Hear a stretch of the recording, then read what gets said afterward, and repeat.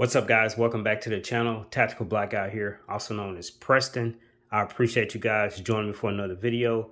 Today I'm going to be doing a very quick unboxing of the Canik TP9SFX. Now this is their competition gun. I picked this gun up for about $500. My goal this year was to get into competition shooting, but I wanted to avoid spending several $1,000s on my gun just to begin with. So let's get into it. It comes in a plastic box. When you open it up, there's a lot of things going on here.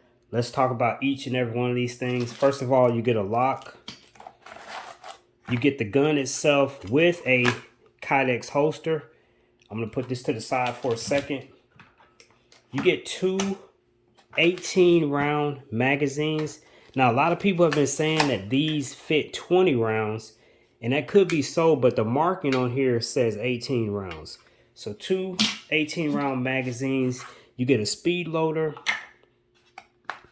You get all your hardware to go ahead and mount an optic, as well as change out the front sights. Let me open this up and show you what's inside if I can get it open. Okay, so you get all your tools there. Let's put that to the side.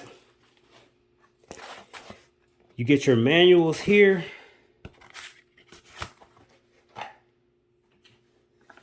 And in the top here, you get, I'm not going to take these out, but you get 4 plates to mount an optic. So depending on which optic it is, you can go ahead and mount it using these plates. You get an additional back strap.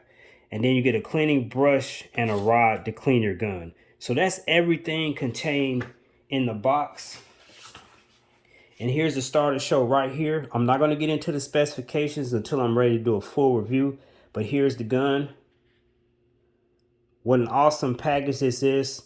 And the price is really reasonable at $500. Again, this is their competition model. You can see the cutouts here. Everything is designed for speed and accuracy on this gun. So that's pretty much it, guys. Let me know if you guys own one of these guns. Let me know how it shoots.